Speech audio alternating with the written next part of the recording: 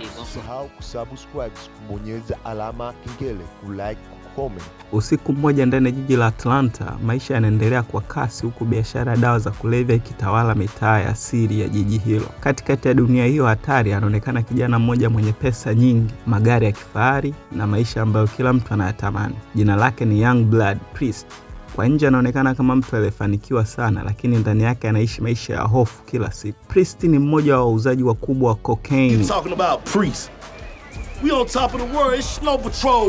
mjini Atlanta. Anafanya biashara hiyo kwa siri akiwa na rafiki yake mkubwa Eddie. Wawili hawa wamejenga empire kubwa sana ya pesa haramu na sasa wanaishi maisha ya kifahari kupita kawaida. Priest ana wanawake wawili anaowapenda, Georgia na Cynthia. Georgia ni mwanamke mwenye akili anayempenda kweli Priest, lakini Cynthia anapenda zaidi maisha ya starehe na anasa. Kadri siku zinavyopita, Priest anaanza kuchoka na maisha hayo. Anaona watu wakiuawa kila siku, wengine wakikamatwa na maadui wakiongezeka kila upande. Anaanza kutambua kuwa dunia ya uhalifu haina mwisho mzuri. Ndipo anapomwambia Eddie kuwa anataka kufanya dili moja kubwa la mwisho kisha waondoke kabisa kwenye biashara hiyo. Mwanzoni Eddie anaogopa mpango huo kwa sababu unahitaji mzigo mkubwa sana wa dawa za kulevya, lakini Priest anaamini huu ndio utakuwa mwanzo wa maisha yao mapya. Anaamua kuwasiliana na supplier mkubwa wa Mexico.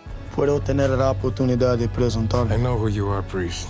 Ili kupata cocaine nyingi zaidi kuwahi kuuza. Wakati Priest akipanga dili hilo kubwa, movie inaanza kuonyesha upande mwingine wa hatari unaokuja mbele. Kuna genge la vijana wahuni linaloitwa Snow Patrol. Hawa vijana ni wakatili sana na wanapora biashara za watu wengine kwa kutumia bunduki na mauaji. Kiongozi wao anaamini njia ya kupata heshima ni kuogopwa. Siku moja Snow Patrol wanavamia eneo la biashara na kuwaua baadhi ya watu wanaohusiana na Priest. Tukio hilo linaanza kuharibu biashara yake na kumfanya atambue kuwa mambo yanaenda kuwa mabaya zaidi. Wakati huo huo, kuna polisi wawili mafisadi wanaofuatilia biashara ya Priest kwa siri. Polisi hao hawataki sheria ifuatwe, wanataka pesa. Wanamfuata Priest na kumwambia wazi kuwa wanajua kila kitu kuhusu biashara yake. Badala ya kumkamata, wanataka sehemu ya faida zake. Priest anatambua kuwa sasa amezingirwa na maadui kila upande. Kuna wahuni wa Snow Patrol, polisi mafisadi na hata watu wake wenyewe wanaanza kuwa na tamaa ya pesa. Licha ya hatari zote hizo, Priest anaendelea na mpango wa dili kubwa. Anaagiza mzigo mkubwa wa cocaine kutoka Mexico na kuanza kusambaza kwa siri. Fedha zinaanza kuingia kwa kasi sana mpaka Eddie anaanza kuona kweli wanaweza kutoroka na kuanza maisha mapya. Lakini kadri pesa zinavyoongezeka ndivyo usaliti unavyoongezeka pia. Georgia anaanza kumshawishi Priest waondoke mapema kabla hawajauawa. Anaona wazi kuwa maisha yao yako kwenye hatari kubwa, lakini Priest bado anaamini anahitaji pesa zaidi ili kuhakikisha hawatarudi tena kwenye maisha yao. Siku moja Priest anakutana tena na polisi mafisadi. Polisi hao wanamtishia kuwa wakitaka wanaweza kumpeleka jela muda wowote, lakini Priest si mjinga kama wanavyofikiria.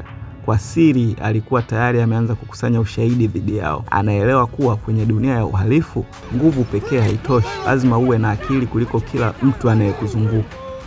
Wakati huo huo, vita dhidi ya Snow Patrol vinafikia mwisho wa hatari sana. Mauaji yanaongezeka huku kila mmoja akijaribu kujiokoa. Priest anaanza kuondoa pesa zake zote kwa siri huku akijiandaa kutoroka Atlanta kabisa. Georgia anakuwa tayari kuondoka naye, lakini hali inakuwa ngumu zaidi kadri maadui wanavyozidi kumkaribia. Katika mwisho wa movie, Priest anafanikiwa kuwazidi akili karibu watu wote waliotaka kumwangusha. Polisi mafisadi wanashindwa kumkamata kwa sababu sasa yeye ndiye mwenye nguvu ya kuwaharibu. Maadui zake wengi wanabaki wakiwa wamechelewa kugundua kuwa Priest alikuwa hatua nyingi mbele yao. A la familia pura mierda. Agustina es una patada en el culo. Baada ya mchezo wote wa hatari, Priest anachukua pesa zake na kuondoka huku akiacha nyuma dunia ya damu, usaliti na vita vya dawa za kulevya. Mwisho wa story unaonyesha kuwa maisha ya uhalifu yanaweza kuonekana mazuri kwa nje kutokana na pesa, magari na starehe, lakini ndani yake kuna hofu, usaliti na hatari kubwa. Na hapo ndipo movie ya Superfly inaishia, ikituonyesha kuwa kwenye dunia ya uhalifu si mwenye nguvu ndiye anaishi, bali mwenye akili zaidi. And that's Superfly. Usisahau kusubscribe, kubonyeza alama kengele, kulike, comment.